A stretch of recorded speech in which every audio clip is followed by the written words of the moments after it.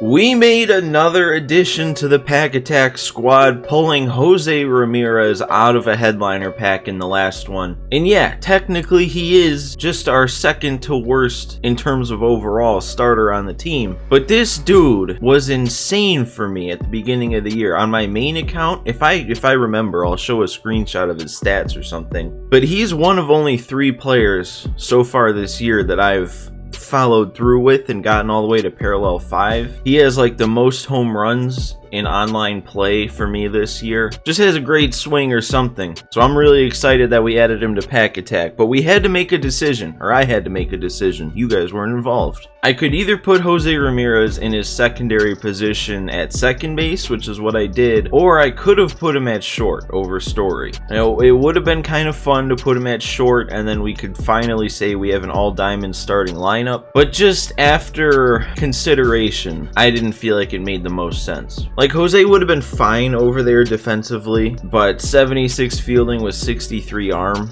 you know, the arm, that's kind of at shortstop. I just don't know. And like Story, he's got 82 fielding, 84 arm. And the guy I replaced, Gurriel, I feel like he was solid for us, but he wasn't like anything crazy. I mean, we look at his numbers here, you know, he was fine. But I don't know, I think Story's probably a similar caliber hitter to Yuli for us, and if that's the case, I'll take the defense at shortstop. But what I do think I'm gonna do here is, I kind of hate to do this also, but I feel like it just makes sense. You know, I'd love to add diamonds to our team, but when it comes to lefty bench bats, there is absolutely, or versus lefty bench bats, there's absolutely no reason to get rid of Salvador Perez. I mean, 100, 115 against lefties, you're not taking that out. So then comparing Bichette to Yuli, Bichette's got 3 more contact, but Yuli's got him by power against lefties by 9, and he's also got vision, not like vision means a ton this year. So I think overall Yuli's probably a better hitter against lefties than Bichette. So I think I'm gonna do this and take Bichette out of the bench, out of the team as a whole, and Yuli will be on the bench for us. So we got Kershaw on the bump today. Hopefully he can just give us 5 or 6 solid innings. That's all I'm really asking out of him for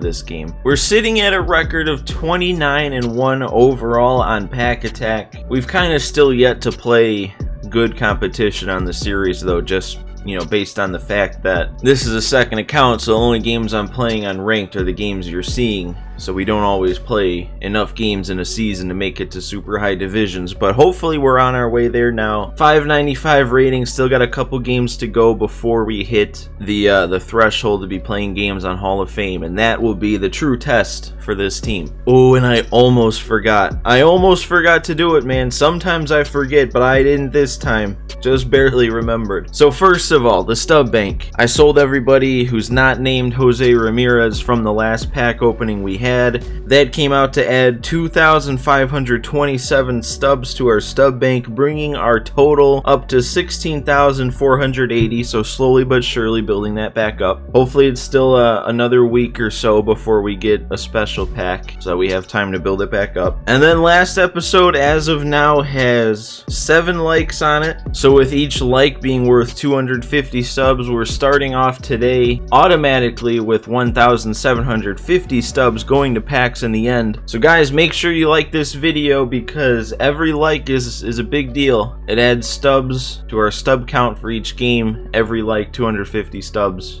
And boom, right there, 7 likes on our last game got us a whole extra pack, basically. Also, make sure you subscribe to the channel. It's not worth any stubs, just, you know, do it. But anyway, now let's get into the game. I think this dude's got Ohtani on the bump because he was changing his lineup around. Oh no, he doesn't. He has deGrom. Alright, well then I wonder why he took so long changing his team up. This is gonna suck though. He's got a pretty mega team here with deGrom on the mound. Oh, but he's got a losing record. Alright. Man, you never know. This could be an interesting one. His record doesn't indicate that he's very good, but his team was pretty good. So what's gonna shine through here? Hopefully it's his skill and not his team. There we go, that's a good start. Rolling over it to third for Vlad. Am I remembering something wrong, or did they take a pitch off of Kershaw? I thought he had an R1 pitch. I don't know, maybe I'm just thinking back to his 99s in the last couple of years. That's probably it. Vlad, if that sticks in his glove, that'd be interesting to see if he gets him. Alright, does he steal first pitch? No. But he does that. We get a first chance for Jose in the field. No, please. Get this, Eloy. Attaboy. Alright, he made some contact. Don't really like that, but we got out of it with nothing but really weak contact. Alright, I gotta be ready here because deGrom. Okay, thought I was on that. Kinda was. I know this game's only on All-Star, man, but I feel like I've just been having trouble hitting lately, and having deGrom on the mound for him doesn't help that. Another one! Oh my god! Just barely on the late side of good and just barely under. That's 2 swings in a row that could have gone either way, and they both went the bad way. Are we serious? You can't do this to me, man. I know technically all of those were the late side of good, but like, it's still good. Did we get him here? Story? That's why we kept him. Alright, he is swinging at everything, but he's also making contact with it. Like that Story play, that was a 12-6 curve, maybe a foot below the zone. There we go, finally a swing and miss. Can I just throw this the whole time? Is this one of these games? Maybe, as long as he doesn't make contact.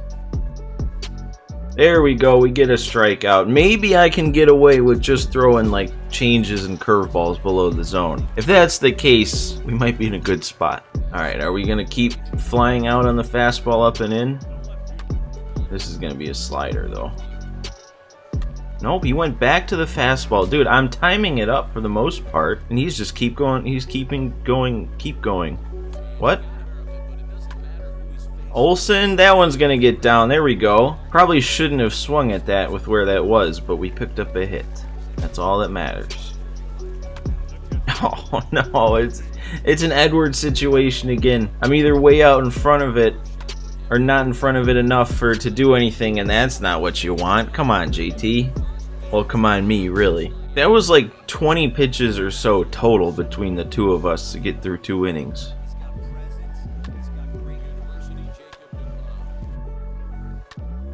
Another grounder. Alright, we're in an interesting game here. I don't know how else to describe it at this point. It's just, there's a weird feeling in the air so far. Jose? There's no way that carries. I did not get enough of that. The fact that Jose took that swing to the wall should tell you all you need to know about what he's going to do for this team. Ooh, he hit one in the air. Look at him. He was taking the breaking pitches below the zone for once. I got a little worried. Dude, I don't like this. I don't like that he's starting to take pitches. Yeah, I don't like this at all, guys. Uh-oh. This game is about to turn on a dime here, isn't it? Alright. Jose, make the play. Okay. Alright, I'm not being no-hit, but he's facing the minimum so far. I gotta start doing that more, taking the close pitches. Come on, dude. I'm all over that. I'm a little on top of it, but that's in the zone enough. It should be a hard grounder. Okay. So I worked 1 count to 3 balls, and he just decided, okay, instead of throwing it slightly out of the zone, I'll just paint the corners. What am I supposed to do? I'm honestly at the point where I'm thinking, should I just intentionally walk 6, 7, 8 here to see if he takes out deGrom with the bases loaded and nobody out? I'll give up a couple runs that way just to get deGrom out. See, that's what I was afraid of. Just with how this game works, the more grounders he hits, the more chance it's going to have at doing that. Alright, we get another strikeout, which is good, because I'm starting to worry about the stub count today. I'm just not going to hit. You know, it didn't even dawn on me until now. This isn't just some guy using deGrom. This is a Mets fan. He's got the Mets jerseys on and everything. This is going to be like super deGrom. Matt? Please? No! Stop with the foul home runs! I'm getting very sick of that the last couple games. Dude, no way! Unbelievable. He could throw that slider probably every single pitch, and I'd still be out in front of it chasing. It's a matter of time here. I can't keep getting bailed out by the pitching. He's gonna score if I don't. What? Dude, it's a perfect release. How did that miss? There it is, man. I said it before the first batter even came up. I did get a perfect throw, though. Yeah, no, it's not gonna do it. No. Get the out at least. Alright. No, what? Why am I still pitching with Kershaw? What am I doing? Okay. Alright, you know what? No. Nope. Not resigning to this. Not resigning to it. You know what? Actually, I'm gonna do something here. I'm gonna do something. I go through cycles of I hit well, then I start not hitting well, I doubt myself, then I doubt my camera angle, so I change the camera angle, and I just go through cycles of that, back and forth, back and forth. So I'm gonna switch things up here. We're going back to strike zone high. This is what I did at the beginning of the season. Maybe it's the change I need here. Same thing. No, you can't throw that pitch now in the 7th. No, he got it in the zone? The one time I see it as a slider gonna end up outside, and it's actually a changeup. I don't even know. I don't even know at this point. I'm not seeing it out of his hand. This is all-star difficulty. I have to remind you, because I'm embarrassed. 2 walks to Piazza. Apparently I'm afraid to pitch to him. Jeez, and that's why. That swing he almost took to the fence. Alright, you know what? This camera angle is not working. I'm even further out in front of the off speed. Every time I pause, he pauses. What? No, what? After you get a 1-2 count to Olsen, then you're gonna go lefty-lefty? Oh, okay, well. But dude, deGrom'd out. There is a window that is cracked open somewhere in the house. We gotta climb through it. Ah! I thought it was breaking further down. Please just strike out. I need stubs from somewhere. No, that's a strike. Oh my god! Let's get finally. He's been in the lineup for so long, or in the bullpen. This is our first time using him. Matt Barnes. How many runs is he about to give up here? He is stealing. Didn't even get a perfect throw. Alright, Olsen, I think you got that. Dude, who is this guy? There we go. Jesus, dude. Remember the first, 5 innings he couldn't lay off anything low? Who'd he give his controller to? You can't. You can't do that. Not in the 9th, no. You can't let me hit it hard and then take it away from me.